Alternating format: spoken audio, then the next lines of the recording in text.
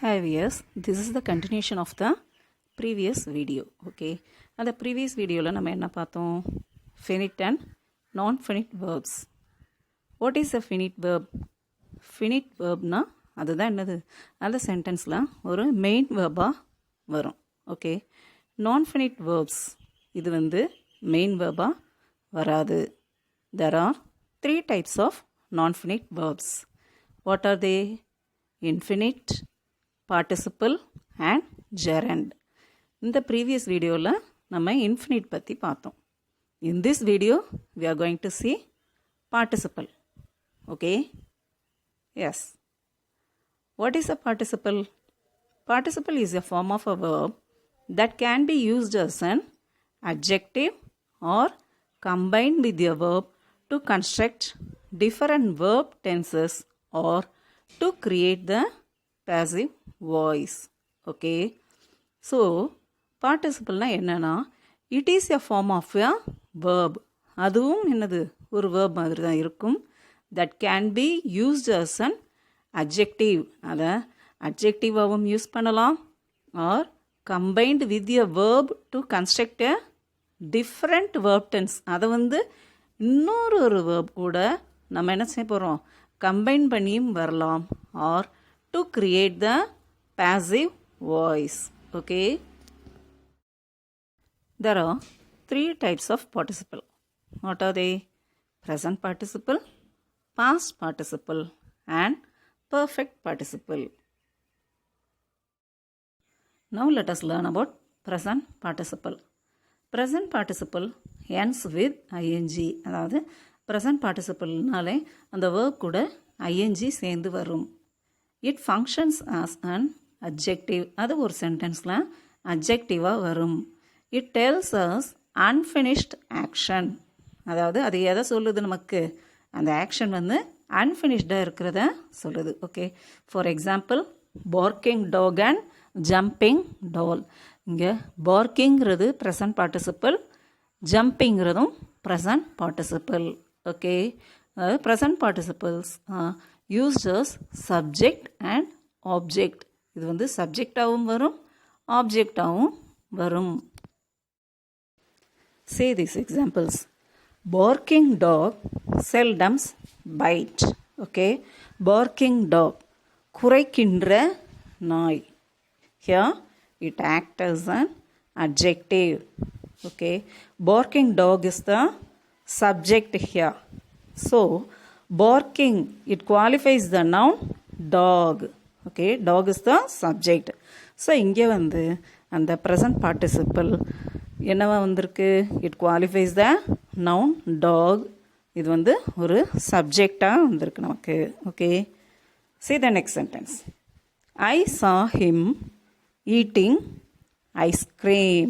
Okay, I is the subject, saw is the verb, him is the object. Here the object qualifies the noun ice cream. Okay, so eating is the present participle. Here it acts as an object. See the next one. We had a drink of cooling water. Okay, here we is the subject. Okay, had is the main verb. What did we have? We had a drink of cooling water. This is the object. It qualifies the noun the water. Okay, now let us see about past participle. What is a past participle? It is the third form of the verb. Okay, அதாவது present tense, past tense, third form is the past participle. இது எப்படி function ஆகுது ஒரு சென்டென்ஸில்?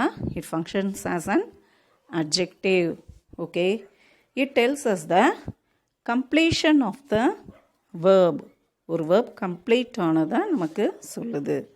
Okay, for example written, eaten, broad.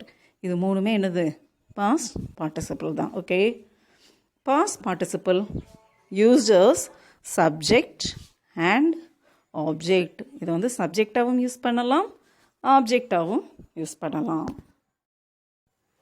See here, the stolen bag was found out. Okay, here stolen is the past participle. அது நமக்கு தெரியும். Stolen bag, திருடப்பட்ட back. அப்போ இங்கே அந்த ஆக்ஷன் நமக்கு கம்ப்ளீட் ஆகிருக்கு. Okay, the stolen bag was found out. The stolen bag is the subject. So, the subject qualifies the noun bag. Okay, here the past participle acts as an subject. The thief was caught with the stolen bag. Here, the thief is the subject. Okay, was caught is the verb. The thief was caught with what? He was caught with the stolen bag. So here, stolen bag is the object. Okay, ஸ்டோலன்கிறது ஒரு அட்ஜெக்டிவாக வந்திருக்கு பார்த்தீங்களா, அதாவது திருடப்பட்ட by. Okay, திருடப்பட்ட by, இங்கே இது ஆப்ஜெக்டாக வந்திருக்கு. Okay, see the next one. They submitted the finished project. Here, they is the subject, submitted is the verb. What did they submit? They submitted the finished project, அதாவது முடிக்கப்பட்ட ஒரு ப்ராஜெக்டை. Okay, அப்போ இங்கே ஃபினிஷ்ங்கிறது அது வந்து ஆக்சுவலாக என்னது, it is the past participle. Okay, இது வந்து இங்கே நமக்கு அட்ஜெக்டிவ் ஃபினிஷ்டு ப்ராஜெக்ட், அதாவது எப்படிப்பட்ட ப்ராஜெக்டா, ஃபினிஷ்டு ப்ராஜெக்டாக வந்திருக்கு. Okay, and also it acts as an object. Now let us see about the perfect participle. Okay, perfect participle எந்த இடத்துலலாம் யூஸ் பண்ணுறோம், active voice and passive voice. Active வாய்ஸில் எழுதுறதுல எப்படி எழுதுவோம், having plus the third form of the verb. Okay, அதாவது the past participle இருக்குல்ல, அதுதான் third form of the verb. Having plus the past participle use பண்ணுறோம். பேசிவ் வாய்ஸில் வரதுல having been plus third form of the verb. Okay, then it tells about the finished action. See these words, having watched, having been watched. அதாவது having watchedங்கிறது என்னதுல active வாய்ஸில் வரும், அதுவே passive வாய்ஸில் வரல having been watched. Okay, see the next one, having cleaned. It is in the active voice. Having been cleaned, this is in the passive form. Now see the perfect participle வந்து எப்படி active voiceல வருதுன்னு பார்ப்போம். Okay, having finished his work, he left the office. In the next sentence, having heard the news, he went to the hospital. Okay, see, having finished his work, அந்த வேலையை அவன் முடித்த பின்னால் he left the office, ஆஃபீஸை விட்டு கிளம்பிட்டான். Okay, so having ஃபினிஷ்டுங்கிறது இங்கே active ஃபார்மில் வந்திருக்கு நமக்கு.